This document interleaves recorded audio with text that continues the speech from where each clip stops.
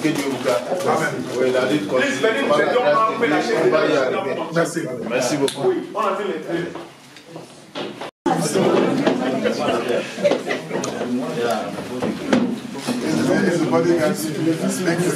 Everybody is okay.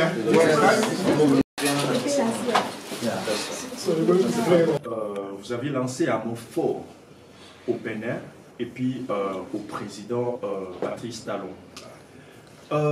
Pouvons-nous vous demander qu'est-ce que vous reprochez réellement à Patrice Talon? En un seul mot, il est inconstitutionnel. Pendant qu'on parle maintenant, il ne représente plus le peuple béninois. Il ne représente plus le peuple béninois, alors que vous êtes à l'extérieur du pays. Comment est-ce que vous pouvez... quel est le pouvoir qui vous rassure qu'en disant cela, ça aura un effet là-bas au pays et puis sur lui, le président Patrice Talon? Vous savez, les grandes nations ont connu les grands hommes qui ont quitté l'extérieur pour déclencher un changement dans leur pays. À passer par De Gaulle lui-même, qui a fait le changement de la France que vous connaissez. Et quand on parle de De Gaulle, et on a parlé de Mandela qui est resté en prison, qui n'était pas en vie, il est venu là changer son pays. Et il y a plusieurs dans le monde, les grands hommes. Je ne vais pas me compter parmi les grands hommes. Un grand mouvement, quand il y a l'injustice, le peuple béninois, ça ne veut pas dire qu'ils sont incapables. Le peuple est fatigué. C'est un peuple qui est meurtri. C'est un peuple qui souffre de l'injustice. Il n'y a pas de liberté de presse. Nous sommes privilégiés d'être à l'extérieur, c'est une vérité. Mais, nous sommes certains. Ouattara est resté à l'extérieur, il est revenu là pour le pouvoir.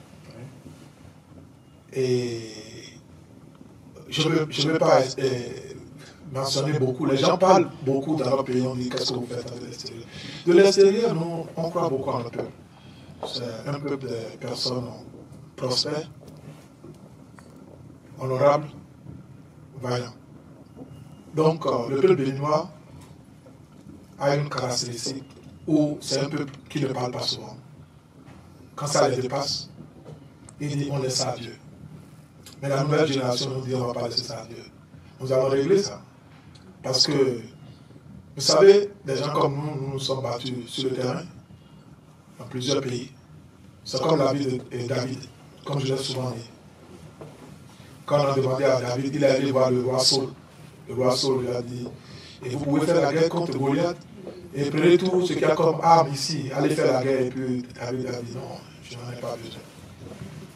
Vous savez, j'ai quitté le Bénin très jeune. J'ai fait le combat sur le continent africain, sur le plan international. Je suis certain, il y en a qui utilisent le mot, si ce n'est pas lui, c'est nous. Avec moi, c'est nous, pas lui. Parce que je sais qu'on gagne. On n'a jamais joué dans quelque chose. Et Talon se plaît souvent de dire aux gens qu'il est compétiteur. Il n'a jamais fait compétition. Moi, j'ai des collègues ici avec qui on a fait la compétition sur le plan international. Il n'a jamais gagné même un marché, même en Côte d'Ivoire, sur le plan international. C'est des fossoyeurs de notre économie, des corrompus. Donc pour nous, le peuple béninois veut découdre avec toutes ces personnalités-là. Donc, chers journalistes, pour nous, le peuple en a marre. 4 ans de souffrance. Le peuple ne peut plus. Qu'est-ce qui lui garantit qu'aujourd'hui, si les docteurs Prosper, Ladislas Agbessi prend le pouvoir au Bénin, il y aura les bonnes choses et il y aura un changement et vous serez là pour travailler ou bien pour servir ces peuples qui est le peuple béninois? Il faut d'abord qu'on rectifie quelque chose. Je ne suis pas candidat à aucune élection présidentielle et je ne suis pas, parce qu'il n'y a pas les droits de l'homme dans notre pays. Je ne suis pas pour une élection. Mon combat, c'est pour la restauration des droits humains, constitutionnels et la démocratie. C'est clair. Je l'ai dit à plusieurs reprises, je ne suis pas candidat aux élections. Je ne suis pas intéressé à aucun pouvoir actuellement. Je veux seulement restaurer. Après le gouvernement intérimaire, nous allons parler des élections présidentielles et chacun va présenter son programme. Actuellement, on n'est pas dans un contexte de programme. Nous sommes dans un contexte d'une restauration des droits de l'homme, de la constitution de notre pays, de quelqu'un qui a mis notre économie à terre. Et c'est les fils et les fils du pays qui doivent s'asseoir pour définir les prérogatives de notre pays. Ce n'est pas à moi de le définir. Mais quand on va finir de faire ça, la chance va venir à tout le monde et chacun dira en son temps ce qu'il veut. Si je ne commence pas à dire ce que je veux faire, c'est une manière de faire une campagne. Certes, vous savez, au Bénin, ce que je fais, les traces sont là, de la Sonacop. Dites-moi qui a pu ramener la Sonacop dans le giron de l'État. C'est moi. Quand vous parlez avec Yahi Boné, au niveau des assainissements des finances publiques, nos participations sur le plan international, c'est nous. Au niveau de l'armée qui est là, qui les a équipés, c'est nous. La lutte contre la drogue au Bénin, avec les chiens pour lutter contre la drogue au pays, c'est nous. Et je vais continuer par vous mentionner ce.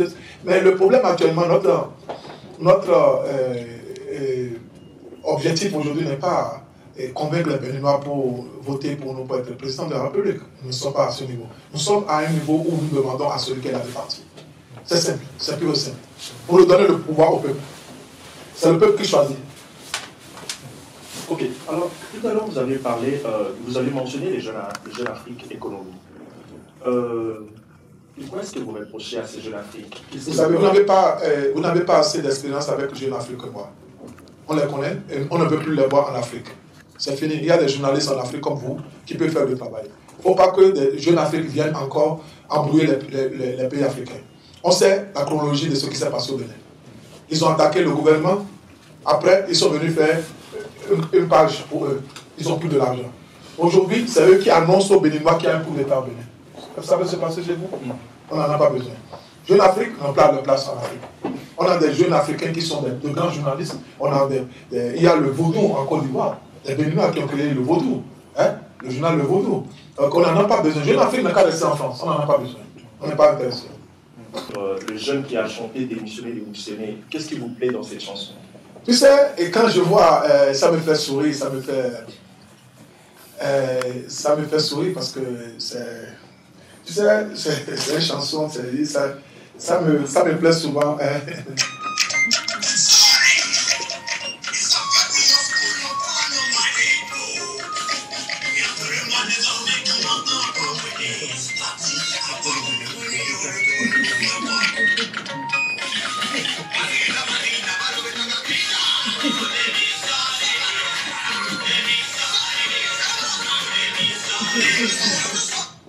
Tu sais, quand je les écoute, ils font le récit de ce que les politiciens n'ont jamais dit. C'est des artistes, mais ils ont fait un résumé. Ils sont partis de l'historique, d'où on est venu, ce que Talon avait utilisé pour faire les mercredis rouges. Ils demandent où sont-ils? Ils ont parlé d'Azanaï, ils sont où? Les bonnes dames. Ils ont fait le récit de ce que nous on écrit à la communauté internationale. C'est des jeunes, pour moi, et quand tu vois dans le marché, tous les bonnes dames, tout le monde est démissionné. Les marchés, dans la rue, tout le monde demande à un président de démissionner. Et pour moi, c'est les meilleurs artistes de l'année. Président, j'ai une, sinon deux petites préoccupations. La première, le président en place, Patrice Talon, a été élu par les votes, par la voie légale. Pourquoi êtes-vous si impatient de le voir finir son pouvoir afin de postuler et de prendre également les choses en main? Vous savez, nous, les Béninois, nous avions écrit notre constitution. On a tout prévu dans notre constitution. Écoutez, nous a laissé un enseignement important.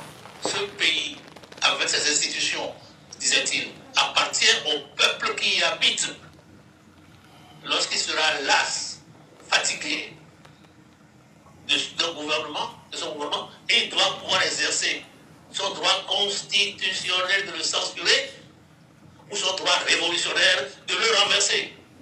Je répète, ce pays, avec ses institutions, appartient au peuple qui l'habite.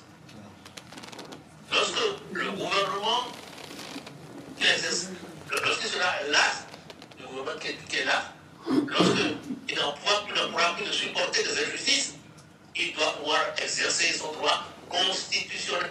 Écoutez, chers journalistes, vous savez, nous, on est un pays très intelligent. Nous avons tout prévu dans notre constitution. On n'est pas comme les autres pays. Nous, on a toujours prévu qu'il y aura des voyous qui vont venir au pouvoir et s'amuser avec le peuple. Et c'est écrit dans notre article 66 que si un gouvernant se comporte comme un badaud, il faut le chasser. Il faut le renverser. Nous, c'est écrit dans notre constitution. Nous ne sommes pas dans l'illégalité. Tout ce qu'on dit, c'est dans la légalité. Bon, la dernière science-fiction, nous sommes en 2022. Patrice Talon, votre discours que vous avez eu à faire Dieu a fait grâce, ça s'est manifesté, le peuple a repris le pouvoir. Non, je parle d'une science-fiction, c'est en 2022. Et le peuple, vous n'êtes pas candidat à l'élection présidentielle, le peuple vous réclame de prendre cette place. Quelle serait votre réaction? Non, le peuple ne peut pas réclamer que je vais, parce qu'on a un combat commun, et moi et le peuple. C'est de restaurer le droit constitutionnel et de mettre en place des personnes qui vont nous amener à mettre la base constitutionnelle dans nos pays. Maintenant, si le moment arrive et on nous demande de façon honnête d'être candidat, on va aviser en ce moment. Mais pour le moment, la question n'est pas d'être président. Merci, Président.